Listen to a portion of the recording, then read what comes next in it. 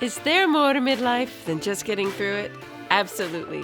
Welcome. I'm your host, Debbie Cunningham, jazz artist turned midlife mentor, and I'm here to say to you loud and clear, it's time for your midlife crescendo.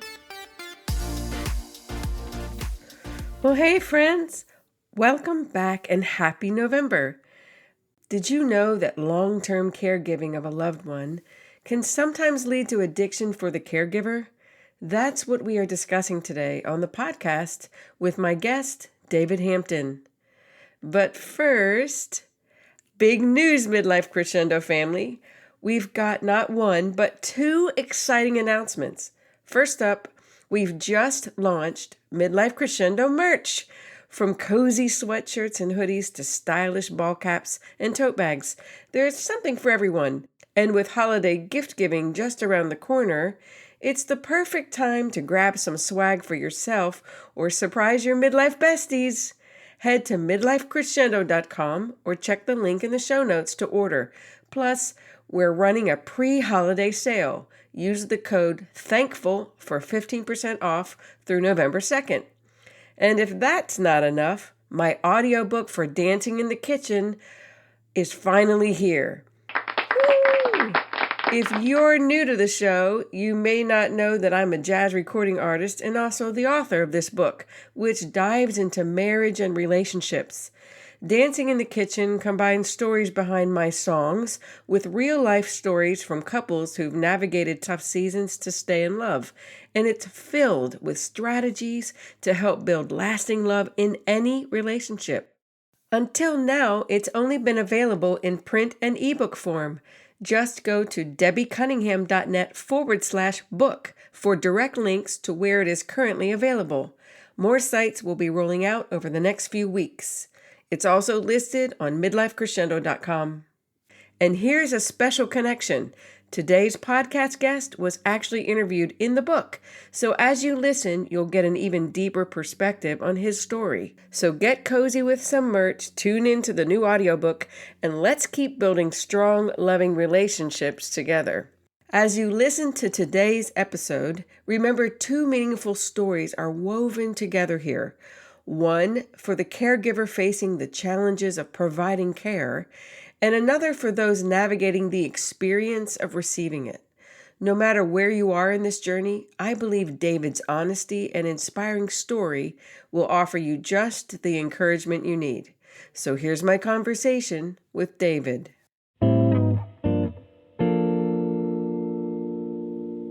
Well, hey, everybody. Today I have with me on the podcast David Hampton. David is a certified addiction recovery professional. However, he's also an award-winning accomplished pianist and songwriter, as well as an author and a speaker. He's published 2 books, Our Authentic Selves, Reflections on What We Believe and What We Wish We Believed, and the second, After the Miracle, Illusions Along the Path to Restoration. He's also the co-host of Positive Sobriety Podcast. Although the first bullet point on his resume would also include almost 2 decades as a worship director at a prominent Nashville megachurch, the greatest impact of David Hampton's career and narrative isn't summed up so neatly, and we are going to talk about that today. David is also a dear longtime friend of mine. Welcome, David. I'm so happy to have you on the show today. Thank you, Debbie. It's great to be here with you, and congratulations on the show, by the way. Thank you so much. Yeah, this is a great thing. I'm glad you are using your voice. Yes, at least I'm not singing. I'm speaking into the void. Listen, it's another way, right? Exactly. That's right. Well, the first question I always ask my guests on the show is that, can you tell us something about yourself that's not on your bio?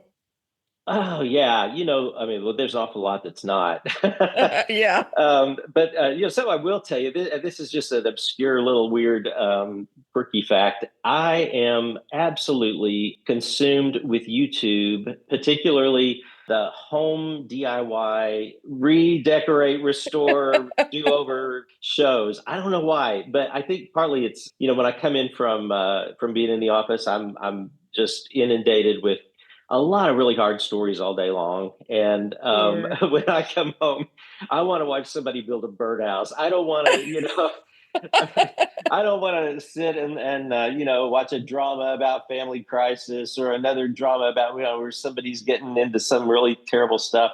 I just want to I want to know why you chose that tile. That's really the extent of really how much energy I have at the end of the day. And so I find that these YouTube things, I'll watch. I mean, I'll binge watch them. I'll watch 4 or 5 in a row and just be like fascinated. And somebody will call in the middle of it or something, and I'll be like, no, dadgummit, I need to know, how the well, what the paint color they chose was going to be. I got to know this. I, Exactly. so I so I am. I'm consumed with that. So that's my Yeah. probably little known fact. I love that actually, and I've been an HGTV watcher for many, many Oh years. yeah, And yeah, I'm a yeah. DIYer. My husband always says, "Hey, can my wife borrow your drill?" Because I'm the one who does the DIY. Great. I love it. Yeah, Yeah. exactly. Well, today I've invited you here to talk about how caregiving can sometimes lead to addiction. It's not a very talked about topic. And in midlife specifically, most people find themselves in a season of caregiving for an aging loved one or a parent. But you found yourself in a season of caregiving early on in your marriage. So to Mhm. set the stage, can you tell us a little bit about where your story of caregiving began? Yeah, I didn't know I was being set on a journey Right. for caregiving. I thought that we were just going to have a really challenging time with a chronic illness. My wife was Mhm. diagnosed in 1994.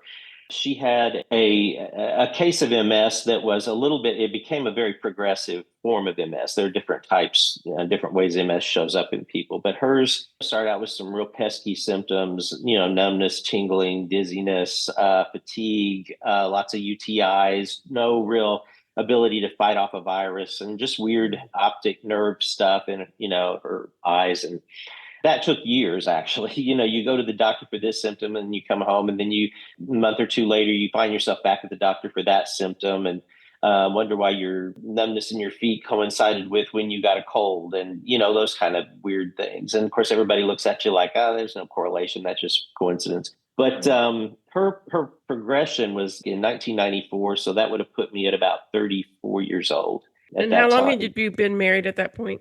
Well, gosh, we got married in 81. So, that was whatever that math turns out Yeah, to right. be. I guess it would have 13 been about, years, right? yeah, well, 13, yeah, 14 because years. Lauren was about 5 years old and we were married for about 8 years before we had any kids. So it was, we were young adult people, and Trisha was 3 years older than I was. And we were just like, mid 30s couple. And finally, her doctor said, well, let's do some tests and I'm going to send you to a neurologist. And that, long story short, took about several months of analyzing and looking at things back then. Right. And this was before MRI scans were real definitive. And then it had just kind of come out. And then the MRIs were very clear that, she had the breakdown on the myelin of the nerve, which is the insulation that is, consistent with MS. And so, the doctor basically, she had wondered if this is what she had. I mean, we'd done a lot of looking and reading and thinking and talking to people, and he basically told her, Trisha, you've got MS. This is what it looks like. This is what it does. But he said about 80 to 90% of the cases, it's a relapsing remitting type of thing. You'll have periods of time, maybe after you get a virus, or maybe if you were to have more kids after a pregnancy, you might have a flare up, but it's going to be a manageable thing. If it gets to Mhm. be too tough, there's some new drugs we can start, all that kind of thing. And so I took that as very simple. Right. My wishful thinking kicked in, and it was just a very simple thing to me that, well, we're gonna have some pesky seasons of time where I might have to be the one to put dinner in the oven or something, and that was going Right. to be the extent of my inconvenience. And time went on, and she began to worsen and not come back all the way. So she would have an episode that lasted longer than they wanted it to, and they would do lots of steroids and lots of different infusions and so forth. Mhm. And it just wasn't coming back all the way. And so at one particular appointment, The doctor said, "Here's what I think we're looking at, a more progressive form of MS, and I want you to go to a different specialist. And here's who this guy is." And then he looked at me and he said, "You are twice as likely as other people now being in a stage, being married to a spouse with a consistent chronic illness, a debilitating illness. You are twice as likely to develop an addiction, to develop emotional attachments to other people, to probably divorce." I tell people that, he said, because it's a very stark reality of being in this space. And I thought, well, I appreciate your advice, but you don't know us and how special Right. we are, Okay. and how uniquely, strong and determined and goal oriented people we are. We're not those people that just go off of the ranch like that. We're different. And he acknowledged that it was a little extreme thing to have to think about, but it was true, and that we needed to just be aware. Take care Right. of yourself was his message to me That's interesting that he even brought that up initially. I hadn't early. realized that he said that early on. So Yeah, it was something that you could hearken back to then later as things progressed. Well, I want to ask you a question. So I knew Trisha.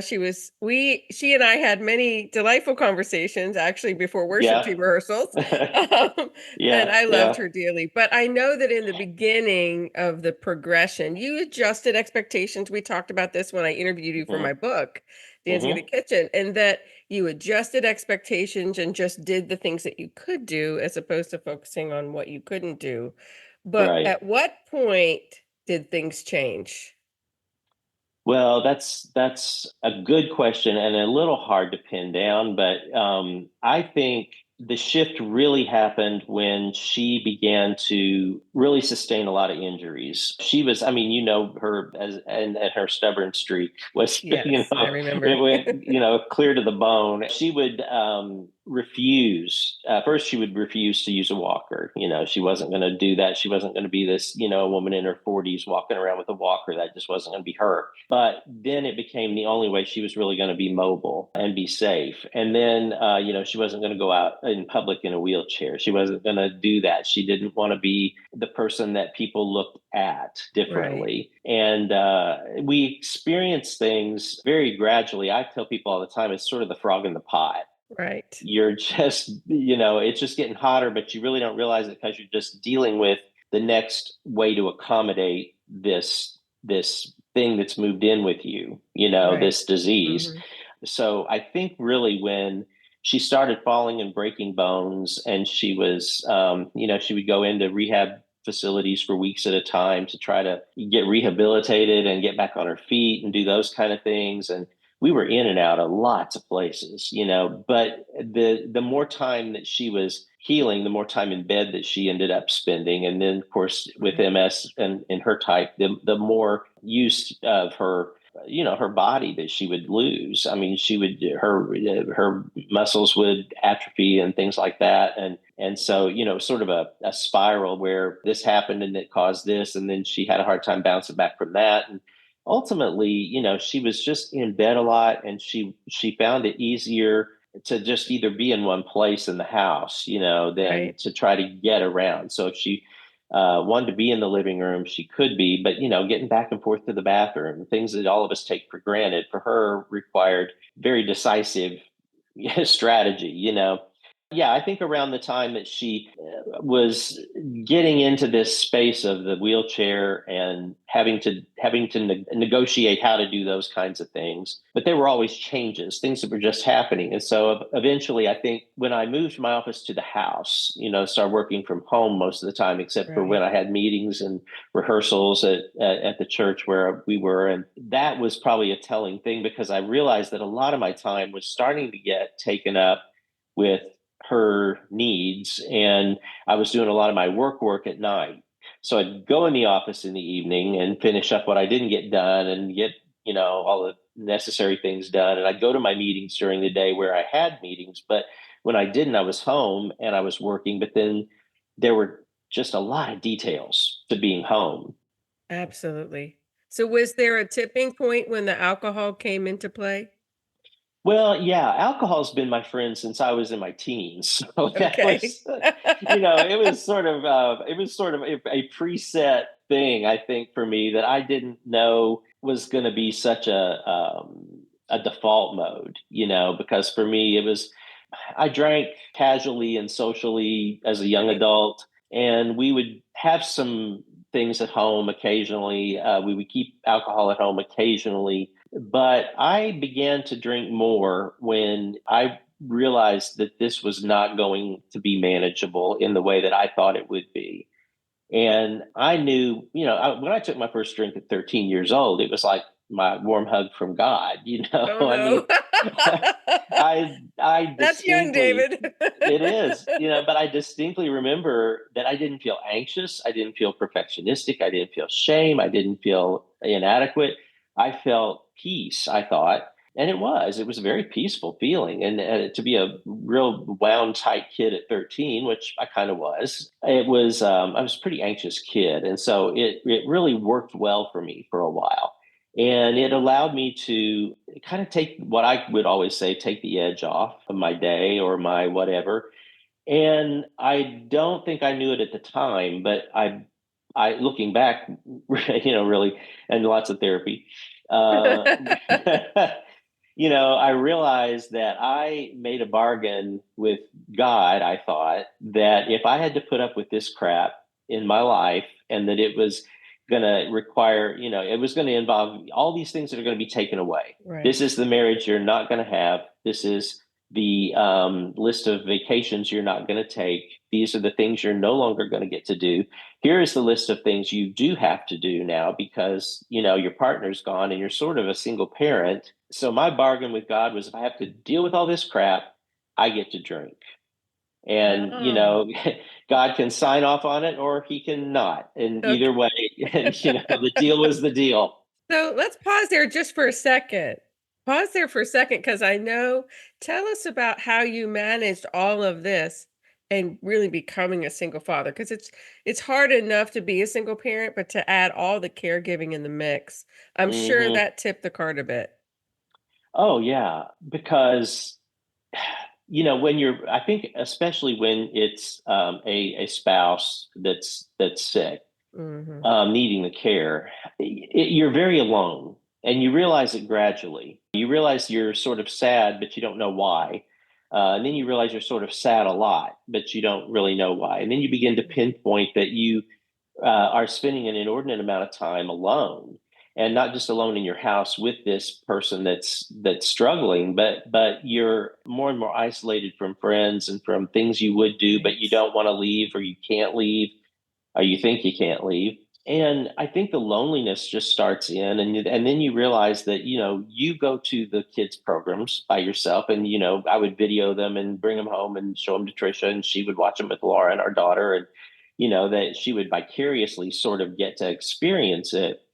But you kind of just you go meet the teacher for the conference, you go do this because you just are the one Right. that's going to do it. And I remember being sort of the room mother. Right. When it was like everybody's mom, quote unquote, volunteers to bring a treat for the kids on this particular day or a snack, and I was the one bringing in cupcakes, and people looking at me like, "How come her mom doesn't come?" Yeah, And sad. and it's hard for the kids because they realize there's something that has suddenly eclipsed their lives. Right.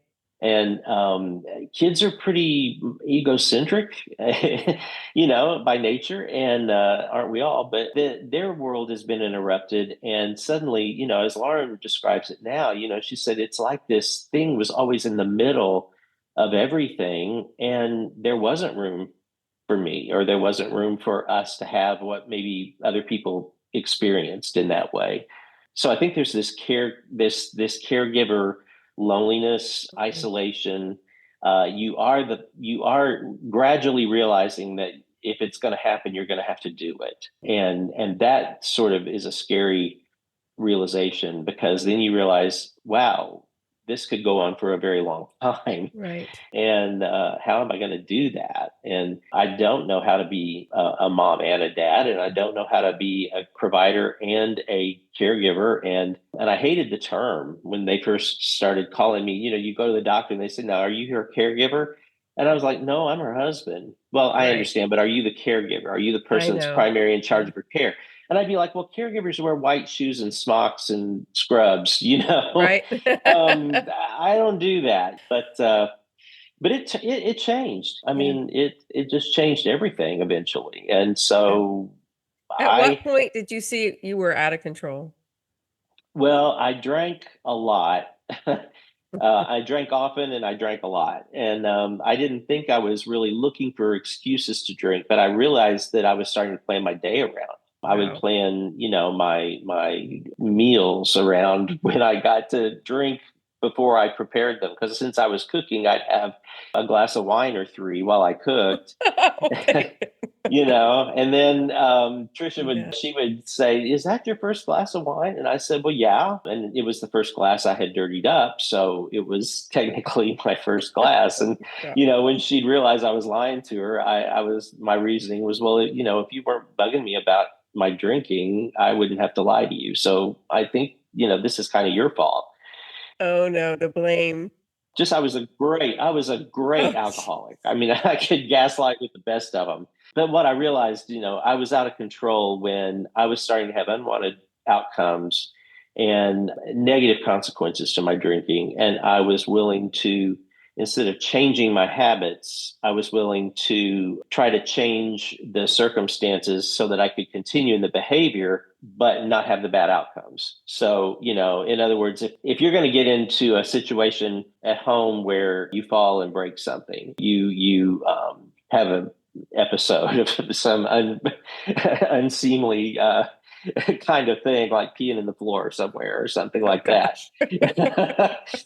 Just to pick a random example that somebody Okay. might have experienced. You find a way to say, well, I'm going to have to start doing it this way instead of this way. But you're waking up and there are pizza boxes in your bed and you don't remember ordering it, eating it, or anything else. But evidently you did, because the box is in your bed. Okay. My bed was across the hall in my office, because Trisha by then, had a hospital bed that we had to get, Right. and everything in the bedroom kind of had to be dismantled and the bed moved in and all that stuff.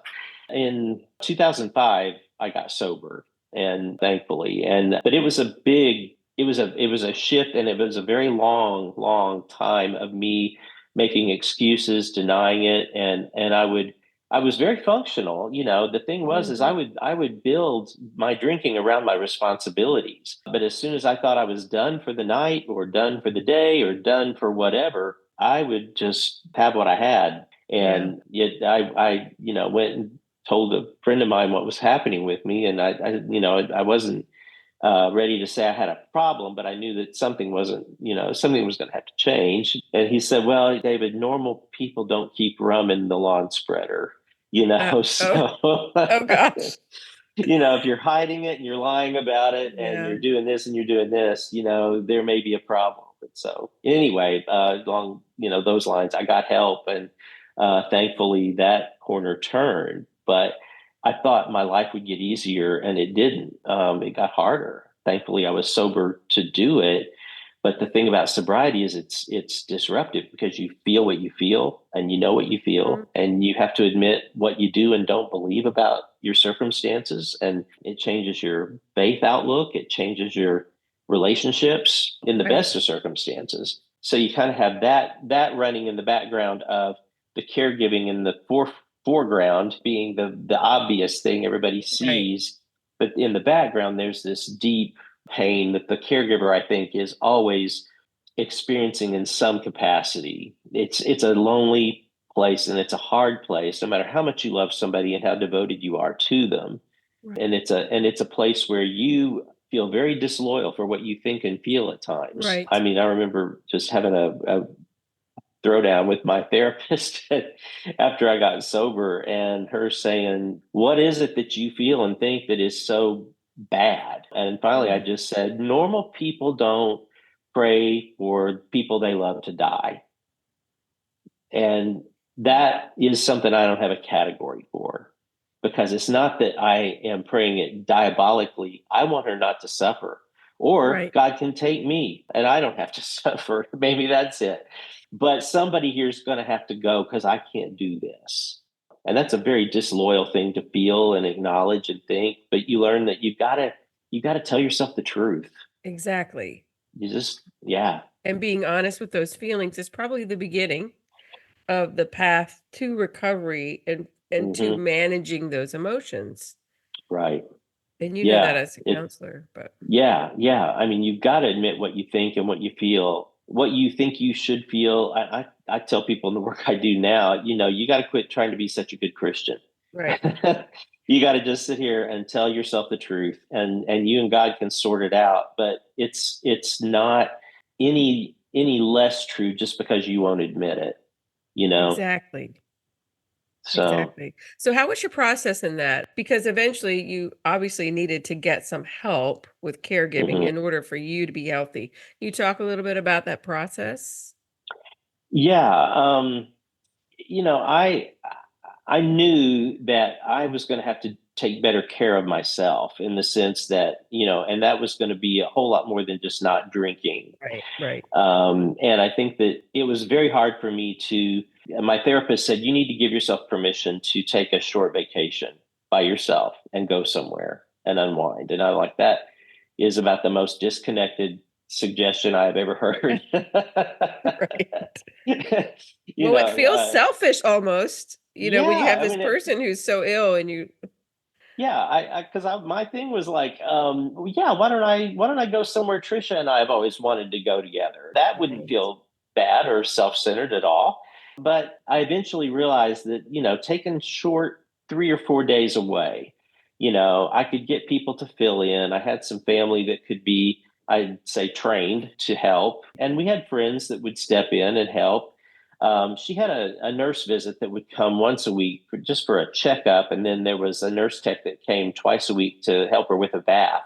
But the rest of the time, it was us, and so meals and all those kinds of things had to be dealt with.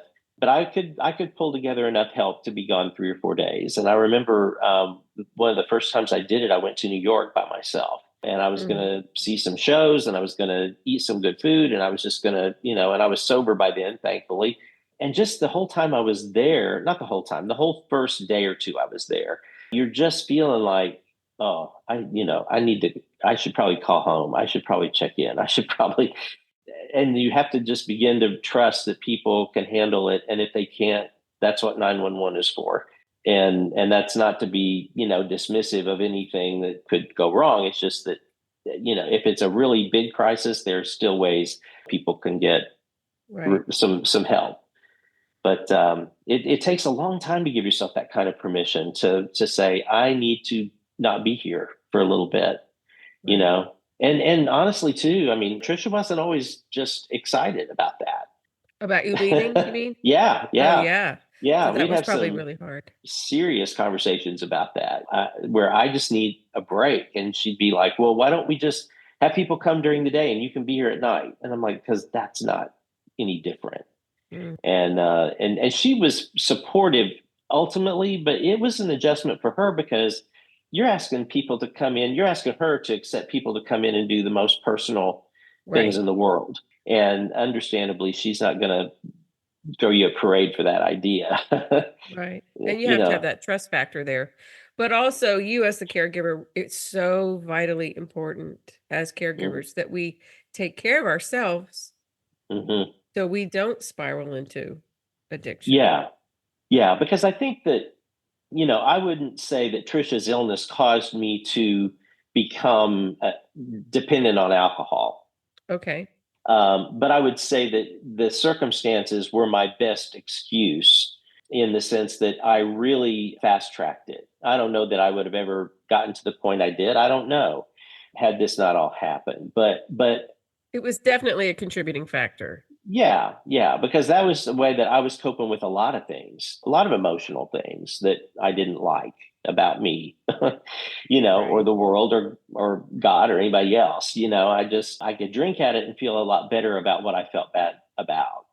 Right. And I remember somewhere in your bio, you have a quote that says, "I was drinking at the illness, I was drinking at God, I was drinking at all these things," hmm and it just helped me to function or to at least feel like hmm I was getting my voice heard in that way, hmm you know? yeah, yeah, because you're I think my false thinking was that I was going to have I was going to have to experience change in my circumstances in order for the dynamics in my life to change, Okay.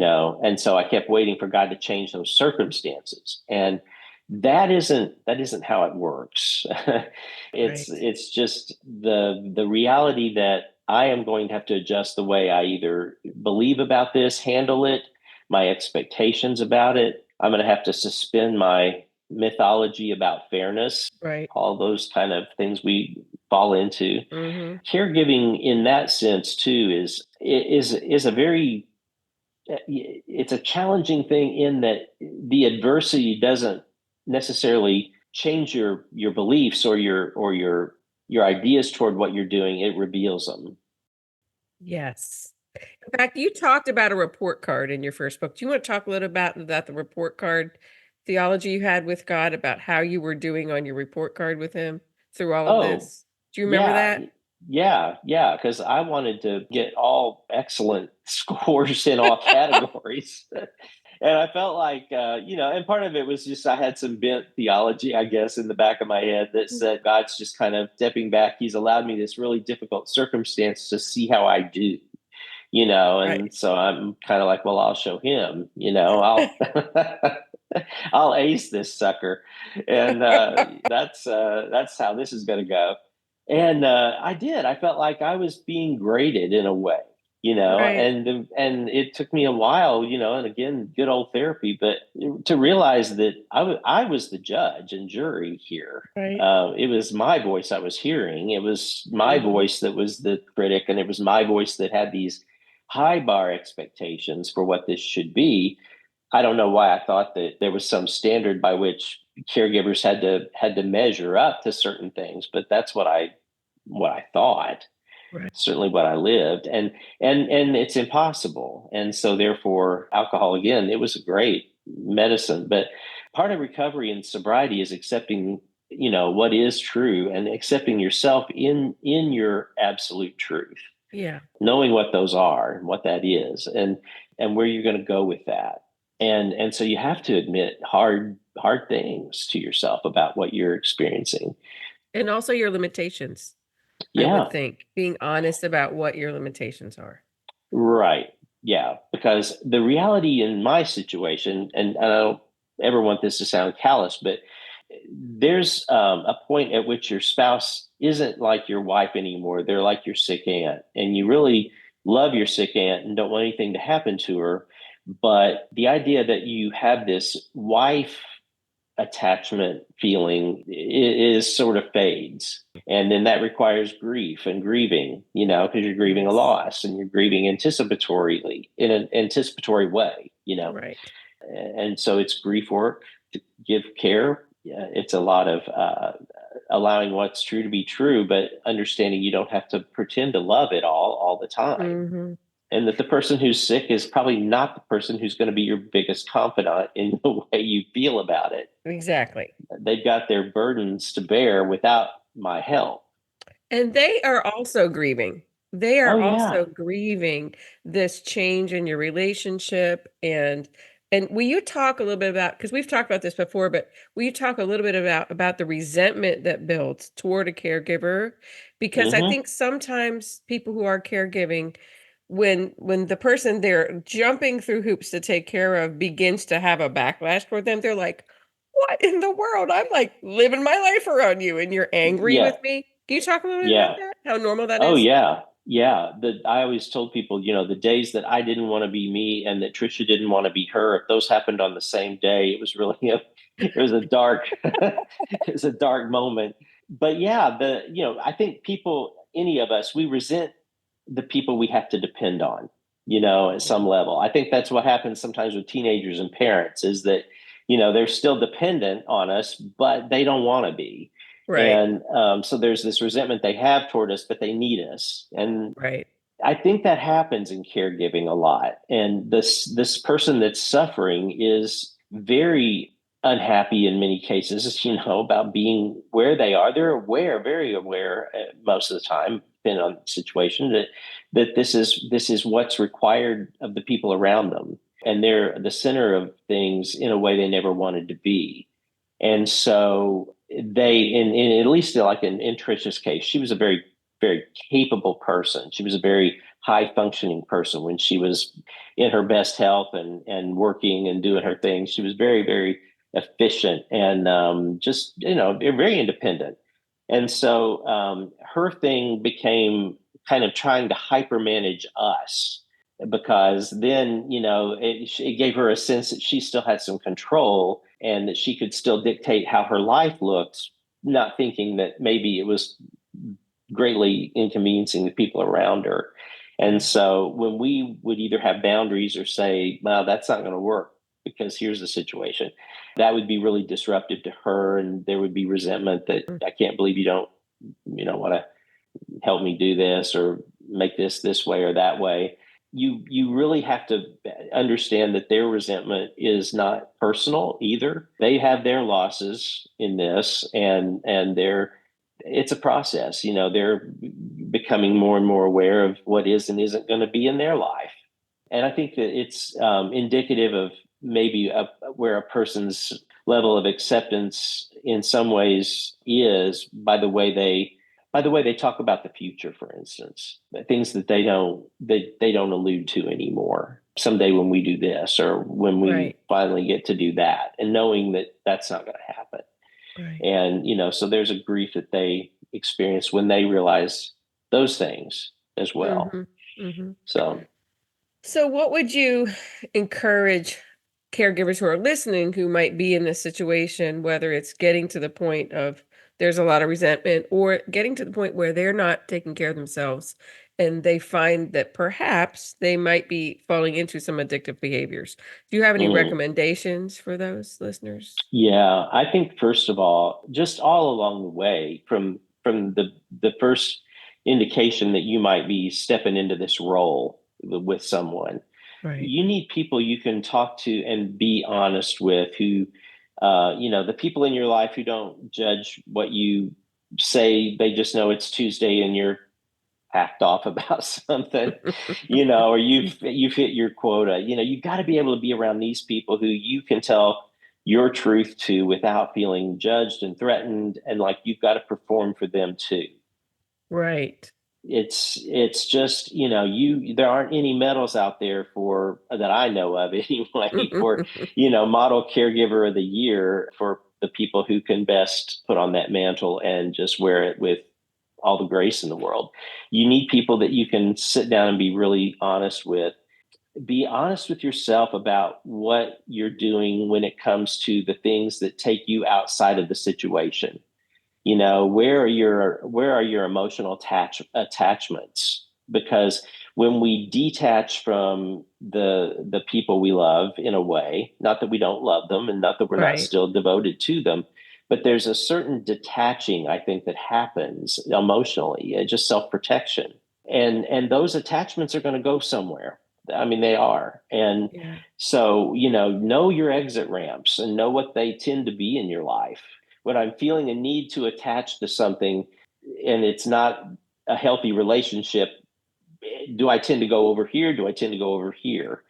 So being able to tell yourself, I can at least admit that I will probably overdrink, or I will probably end up in a emotional relationship with somebody that probably is inappropriate, but it felt good at the time. Because there's a certain amount of being blindsided that we can avoid if we're able to do that. But a lot of it just comes to being able to be honest with yourself about what you're experiencing. You don't have to love it all the time. Right. It doesn't mean you don't love the person. It means that this is just not an enviable place that you've landed in most of the time. And being aware of those markers like warning signs along the way. And Mm-hmm. oh, perhaps I need to kind of Mm-hmm. re-steer the car or go to a counselor, get a good therapist so you can have a place to talk out those Mm-hmm. feelings and get help, right? Hmm. Get Oh help yeah. for caregiving is so important because often people don't feel the freedom or permission to do that. Yeah, yeah, I absolutely agree. And if you have the resources, a great counselor is invaluable because they're not going to tell you how you should feel about Mhm. anything. They're going to help you process what you do experience and what you do feel, and help you have some boundaries. And they'll challenge your self care because you do have to take care of you. Because if you go down, the mothership is gonna you gotta maintain the mothership so that everybody else can be sustained, and Right, if you go down, then a lot of things will go down with you, so you got to take care of yourself. right. Is there anything else that you'd like to share about your journey that would be helpful? Gosh, I think that understanding that giving care is, in as much as all the adversity that I've talked about today, it's still a privilege that you have to share that space in the person's life that you love, you Mhm, know, even when it doesn't feel like it. I know I've talked a lot about the negative experiences of, the difficulties, but you're sharing a space with them that you wouldn't want anybody else to be doing but you, because that's what, at least where we were concerned, that's what we said we would do. And I know that Trisha would do that for me if I were the one that ended up mhm, where she did. So you're in this sort of really privileged place that just has a lot of irony in it. But it's a place where you get to demonstrate love to people, and you get to prove to people that you aren't going anywhere, and that they're safe, and that in whatever they've got to experience in this, that they at least know that they're heard, seen, and known, which is what we all want and need, mhm. and that they're loved, and that they're going to be okay, even though it doesn't feel okay. Yeah, those are good words. Well, we could go on and on forever, and I know you have places you need to be, but where can my listeners find you and your books online? Yeah, my books are available on Amazon, Okay. in some bookstores, Barnes and Noble, some places like that can order them as well if they're not in stock. The website I have is David Hampton, CPRC. That's Certified Professional Recovery Coach, but David Hampton, CPRC.com. And that is a place there's an email contact. They can send me a note or whatever.